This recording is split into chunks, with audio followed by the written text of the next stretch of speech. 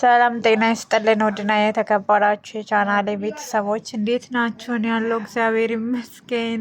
እንዴት ናችሁ ቤተሰብ? ሰላማችሁ ብዝት ይበል። ዛሬ በሰራተኛ አዳይ ቀጣይ ክፍል መተናል። ላይክ፣ ሼር፣ ሰብስክራይብ እያደረጋችሁ ቤተሰብ ያልሆናችሁ ቤተሰብ ሆኖ ነባሮች ያው ዛሬ በጣም ደስ ብሎኛል። አዳይ እና ባርኮት ተለያይተዋል ማለት ነው። ቤዛ መጣች፣ የባርኮት ፍቅረኛ መጣች ማለት ነው። እና በጣም ደስ የሚል ነገር ነው። ምክንያቱም እኔ ዴቭ እና አዳይ እንዲፋቀሩ ነው የምፈልገው። አዳይ የዴቭ ናት። ስለዚህ ባርኮት ፍቅረኛው መጣች፣ ነገሩ ተቀያየረ ማለት ነው። ባርኮቴ አለች እንዴ ቤዛ መጣች።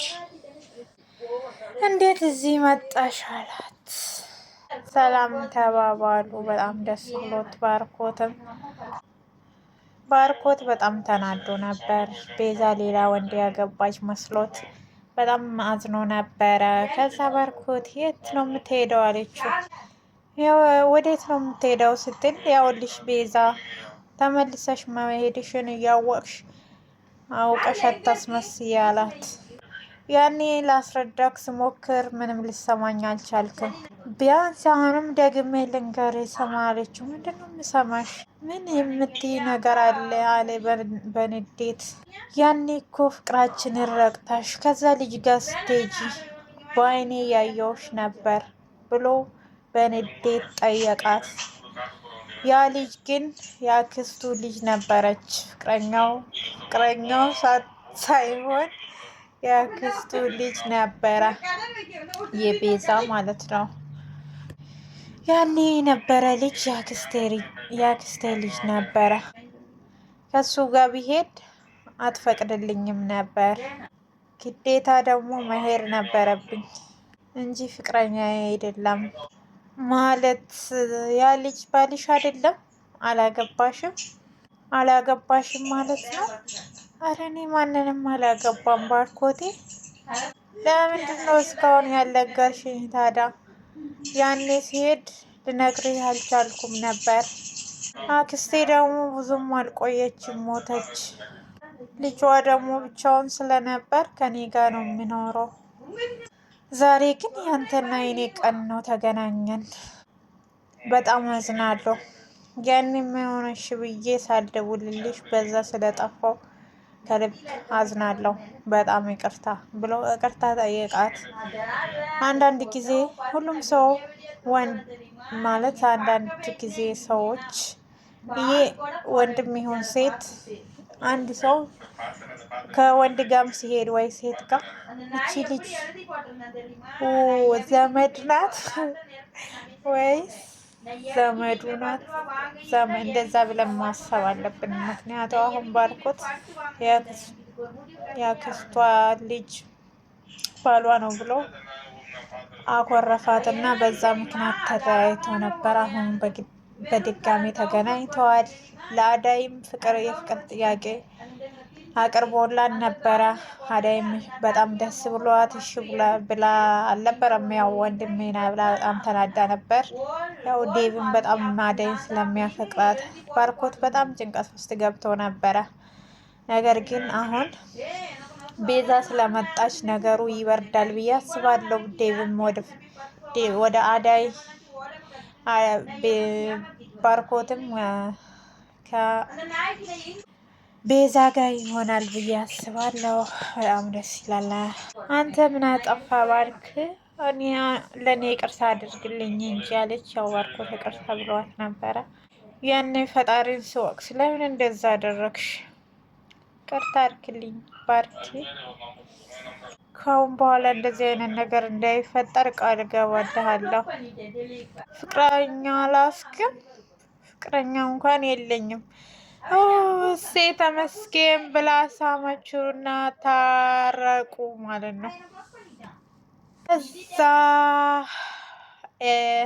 ሄላ ለምለምና ሊዲያ አንድ ላይ ነበሩ። ያው የሚወደዱትን ሰዎች ማንም ሰው መሀላቸው ገብቶ ማለያየት ብፈልግ እንኳን መቼም አይሆንም፣ መቼም አይችሉም። ኤላና ለምለም እንዲለያዩ በጣም ብዙ ነገር እያደረጉ ነበር፣ ፍቅርና ሊዲያ ማለት ነው። ሊዲያ ኤላን ታፈቅራለች፣ ግን ኤላ ለምለምን እንጂ ሊዲያን አይፈልግም። እሷ ደግሞ በግድ የራሷ ለማድረግ ትሞክራለች። ውሃ አምጣልኝ፣ ውሃ አምጪልኝ አለቻት ለለምለም። አይ እኔ አመጣልሻለሁ አላት ኤላ። አይ አንተ ቁጭ በላይ እኔ ላምጣላት ብላ ለምለም ወደ ኩሽና ሄደች። ከዛ ኤላ እቺ ለምለም ከመጣች ምንም ጥሩ ላይፍ እንዳናሳልፍ አደረገችን እንቅፋት ሆነችብን አይደል አለችው። ከዛን ለምለም ናት እንዴ ጥሩ ጊዜ እንዳናሳልፍ እንቅፋት የሆነችብን? ይልቁንስ አንቺ ነሽ እንቅፋት የሆንሽብን አላት ለሊዲያ። ማ እኔ አለች። ከዛ ለምለም ደግሞ አንቺ ቀበጥ ሁለተኛ እኔ ቤት እንዳትመጪ ነው ማደርግሽ ብላ ውሃ ውስጥ ጨው ጨምራ ሰጠቻት። ከዛ ሊዲያን በንዴት ውሃውን አንስታ አይኗ ላይ ደፋች ማለት ነው። ለምለሚቷ ለምለም የሊዲያ አይን ላይ ደፋች። ከዛ ሄላ ደግሞ አዳይ እንደ አዳይ መስላት፣ ለምለም ግን በጣም ጎበዝ ናት። ውሃ ውስጥ ጨው ጨመረች ሰጠቻት። ከዛ ውሃውን አንስታ ሊዲያ ደግሞ አይኗ ላይ ጨመረች። ከዛን ሄላ ደግሞ በጣም ተናዶ ሊዲያን በጥፊ መታት። እንዴት ትመታኛለህ ብላ በጣም ተናደደች። የእሷ ችግርስ እንዴት አትረዳም? እሷ እኮ ውሃ ውስጥ ነው ጨው ጨምራ የሰጠችኝ። ውሃው እኮ መጣልሽ፣ አሁን ደግሞ አጠጭም? ምንድነው ባልታጠበ ብርጭቆ ነው እንዴ ያመጣሽልኝ?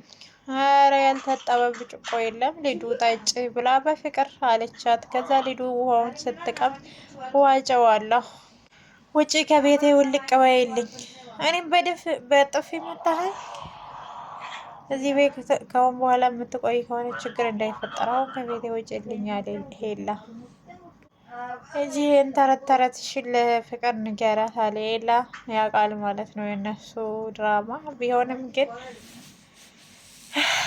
ሊዲያ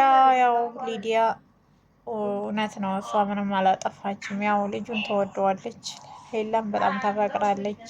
ሄላ ደግሞ የለምለም ነው